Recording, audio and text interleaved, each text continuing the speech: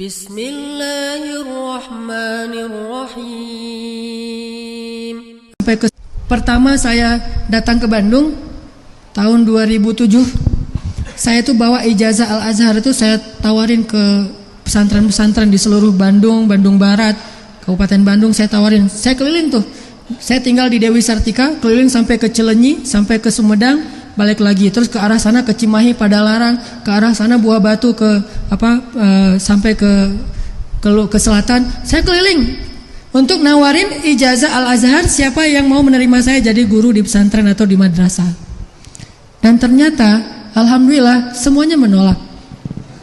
Alasannya semuanya sama, Ustadz ini kita lebih banyak gurunya daripada muridnya, jadi udah gak bisa nerima guru lagi. Oh iya Pak, tapi disimpan aja lah Pak ijazah saya mah, nanti siapa tahu suatu saat Bapak butuh tinggal telepon saya. Oh iya ya Ustadz.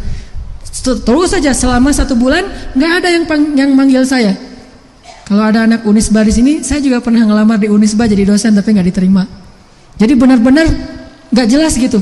Akhirnya karena saya nggak diterima di mana-mana jadi dosen, jadi guru, saya inisiatif, daripada saya nganggur di rumah, mending saya nerjemahin buku aja. Saya bisa bahasa Arab, saya cari buku-buku yang belum diterjemahkan, saya terjemahin. Udah selesai saya terjemahin, akhirnya saya tawarin ke penerbit. Ternyata penerbit nggak ada yang mau nerbitin. Saya kasih ini naskahnya, nih Pak, saya udah terjemahin buku ini. Aduh, ini kamu nggak disurvei dulu, ini udah diterbitin sama penerbit yang lain. Saya nggak tahu kalau itu udah diterbitin. Yang saya tahu aja, oh ini kayaknya bagus nih bukunya nih, saya terjemahin. Ternyata udah diterjemahin oleh yang sekarang jadi ustadz saya juga. Dia duluan terjemahin dan lebih bagus terjemahannya daripada terjemahan saya karena saya belum berpengalaman. Nilai saya tuh dikasih C gitu. Nilai terjemahannya kan ada C, B, A plus. Saya mah C. Baru belajar benar menerjemahkan. Bahasanya kaku banget, ditolak. Akhirnya saya berpikir, oh kalau misalnya buku terjemahan udah banyak yang diterjemahin orang, kenapa saya nggak buat buku sendiri? Saya buat buku sendiri. Judulnya Tadabbur Al-Quran. Saya buat sampai saya tipes loh ngebuat buku itu. Sampai jatuh tipes tuh luar biasa. Sebulan saya bed rest karena udah capek banget siang malam buat buku. Modalnya itu laptop yang harga 1 juta, second Toshiba yang gede banget, yang tebal gitu, yang sandarannya itu udah patah, jadi kalau saya mau nulis tuh saya nempelin sandarannya tuh di dinding biar nggak jatuh nyeblak ke belakang gitu.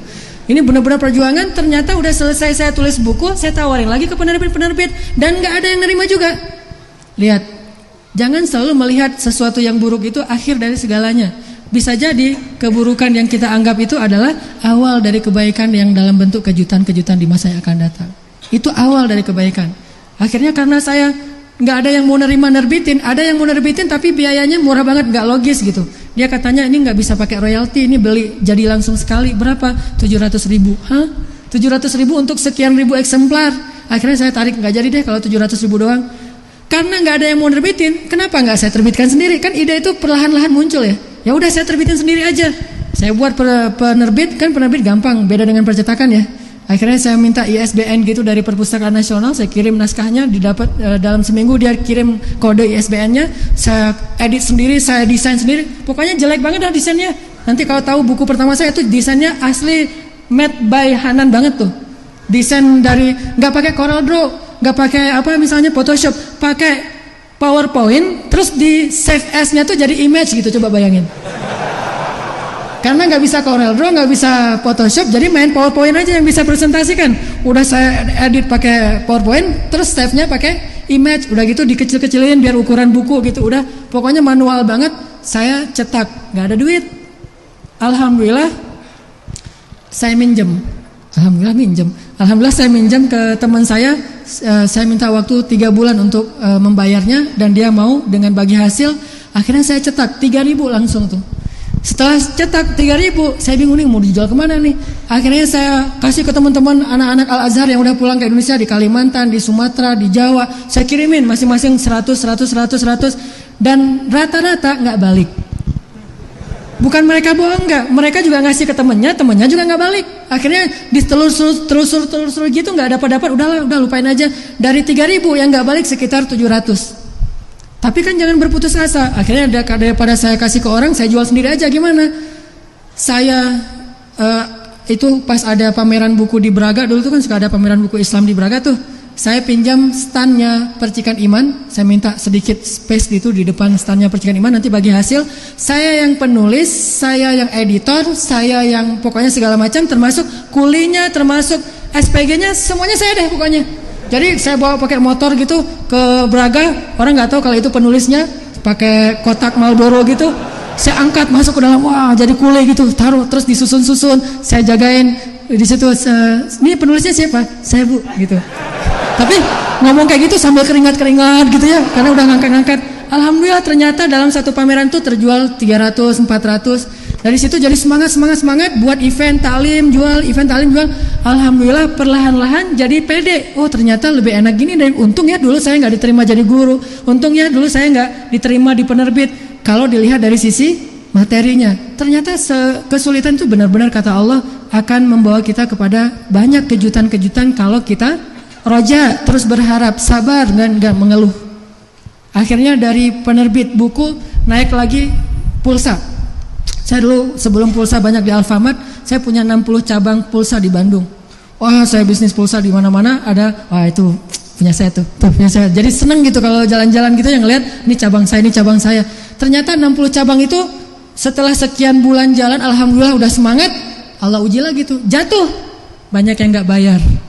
Kan saya modalin semuanya, nih jualin aja, ntar bayarnya belakangan. Jualin, saya beli terus saya jualin lagi. Banyak yang gak balik. Akhirnya setengah dari cabang-cabang itu gak bayar ke saya. Tapi karena niat saya kan mempekerjakan orang untuk membuka pintu rezeki, maka saya komitmen gak akan pernah menutup pintu rezeki orang. Yang saya sudah buka, maka gak akan pernah saya tutup. Walaupun saya rugi, saya tetap bayar gaji ke pegawai saya. Alhamdulillah dari situ Allah ngasih kejutan lewat bisnis yang lain. Saya mulai masuk ke jual beli mobil second. Beli mobil yang agak-agak udah rusak, dibenerin, jual lagi, beli mobil, jual. Dari situ naik lagi ke properti. Sampai alhamdulillah Allah kasih banyak sekali kemudahan-kemudahan. Jadi bisa saya mendapatkan rumah pertama saya di Cianjuang, itu kejutannya luar biasa. Dan ini juga bisa di-share mudah-mudahan tahadus bin nikmah, gara-gara sholat asar di masjid. Jadi saya sama istri saya lagi nyari rumah. Kita udah lama ngontrak, pengen punya rumah sendiri. Dan saya pengen banget ngerasain cuci mobil sendiri di garasi itu bagi saya tuh penting banget tuh. Cuci mobil sendiri di garasi dulu tuh keren banget. Sekarang mah aduh, entah berapa bulan yang lalu saya cuci mobil sendiri, udah gak mau lagi. Dulu kan, sekarang udah sok-sok gaya gitu ya. Dulu mah pengen banget ngerasain gimana nyemprotin air ke mobil, terus dicuci, dielus-elus sendiri. Nah pengen punya rumah yang ada carport deh kalau gak ada garasinya. Ukuran tipe 36. Waktu itu tahun 2009, tipe 36 sekitar 200 juta. Cari sama istri saya, boncengan, naik ke Cianjuang. Pas sampai di daerah Cianjuang, azan asar, kita sholat dulu yuk. Ya udah yuk, sholat di masjid asar berjamaah. Habis sholat, namanya udah sering talim kan ya, ketemu jamaah pengajian. Dan saya nggak tahu kalau rumah dia dekat situ. Ustadz kemana? Enggak, lagi jalan-jalan. Jalan-jalan kemana Ustadz? Lagi nyari-nyari rumah. Bapak punya teman gak yang jual rumah-rumah yang murah gitu, yang tipe 36? Ustadz kebetulan banget, luar biasa nih, Allah yang mempertemukan kita. Saya tuh punya rumah Ustadz, ada kolam renangnya 300 meter persegi, ada 8 kamar. Ustadz lihat dulu deh rumah saya. Saya pas dibilang ada kolam renangnya 300 meter persegi, 3 mobil, garasinya, saya mah senyum-senyum aja. Ini mah bukan tipe saya,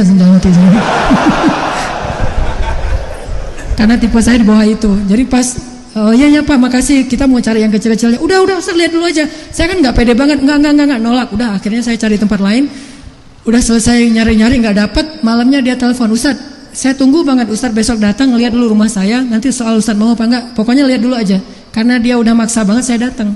Pas datang saya ngeliat gerbangnya tinggi gitu. Saya sama istri saya senyum-senyum aja. Jangan terlalu berharap ya, kita mah daripada putus asa gitu saya bilang. Ya kan kita memuliakan orang yang mengundang ya gitu. Datang itu jujur loh ya, nggak berharap sama sekali, benar-benar nggak nyangka gitu. Udah masuk melihat kamarnya, saya ngeliat wah luasnya luar biasa, ada kolam renang walaupun nggak terlalu gede tapi bisa berenang lah gitu, berendam apalagi. Cianjuang tapi nggak kepake, sekarang udah nggak ada lagi kolam renangnya karena dingin banget. Udah gitu akhirnya beningnya luar biasa, kamarnya gede-gede lagi, garasinya pas saya lihat wah ini 3 mobil nih. Udah selesai gitu, gimana Ustadz? Ya luar biasa nih Pak rumahnya gitu. Ustadz, ini ada yang nawarin 700 juta, nggak saya kasih kata dia. Tapi buat Ustadz, terserah Ustadz deh. Hah? Terserah gimana Pak? Menurut Bapak? Ya Ustadz ada duitnya berapa? Aduh, saya mah nyarinya yang 300 juta aja Pak. Paling mahal juga 300 juta. Ya udah 300 juta kata dia. 300 juta, jadi 700 juta ada yang nawarin gak dikasih, ke saya dikasih 300 juta, udah 300 juta aja. Hah? 300 juta, beneran ini Pak? Beneran. Terus saya senyum-senyum lagi sama istri saya. Kenapa Ustaz senyum-senyum? Kalau cashnya sih adanya 20 juta Pak. Kacau itu mah. Saya nyari rumah 300 juta, cashnya 20 juta. Rencana saya mau dikreditkan ke bank syariah. Cuma kan gak punya teman juga di bank syariah. Pokoknya cari aja dulu. Saya waktu itu lagi ngebaca buku The Secret tuh. Pokoknya lakukan saja, nanti gimana nanti gitu ya. Ditambah lagi dengan iman kan, secret iman lah gitu. Saya mah adanya DP-nya 20 juta Pak. Ntar ya saya cari bank dulu yang mau kredit. Kata bapak itu, Ustadz, udah nggak usah mikirin kredit ke bank, kredit ke saya aja. Mana DP-nya 20 juta. Berapa tahun Pak? Terserah Ustadz berapa tahun. Alhamdulillah 2 tahun lunas, 300 juta tanpa bunga, kredit pula. Itu luar biasa, langsung dibuatin dibalik nama Ahmadiyah. Dan ini semuanya saya baru teringat, mudah-mudahan nih husnuzon saya, bukan kepedean tapi husnuzon, karena saya pernah memudahkan urusan seseorang, Allah memudahkan urusan kita di tempat yang lain, dan itu terbukti banget. Tapi yang Allah mudahin jauh lebih keren daripada yang saya mudahin. Saya mah ngemudahin orang paling 100 ribu, 200 ribu, Allah ngemudahinnya tuh ratusan juta kan. Jadi benar banget kata Allah, sedekah itu 700 kali lipat atau tanpa batas, dan bersabar terhadap ujian dan segala macam, bertakwa, pasti dikasih kejutan deh. Dari situ saya makin pede nih, wah kalau ada masalah berarti mau ada kejutan, ada masalah berarti mau ada kejutan. Sehingga terus saja ngandelin itu dalam hidup. Makanya saya tadi bilang, kalau misalnya ngandelin usaha saya, kepintaran saya, kayaknya nggak bisa nyaman. Tapi kalau ngandelin Allah, selalu berharap sama Allah, pakai cara-cara ulul albab, bukan cara-cara orang yang licik. Yaitu dengan cara beramal dulu, nanti Allah yang bayar. Gak usah berharap berapa, di mana, Allah yang ngasih deh. Kalau gak dikasih di dunia, pasti dikasih di akhirat. Bukankah di akhirat kita lebih butuh itu daripada di dunia? Tapi kita berharap juga sih dikasih dikit di dunia gitu ya. Karena dari 100 kebaikan, kalau dikasih 1 aja di dunia, itu udah cukup buat kita. 99-nya disimpan aja deh buat di akhirat, karena di akhirat perjalanannya lebih panjang. Subhanallah walhamdulillah wala ilaha illallah wallahu akbar. Subhanallah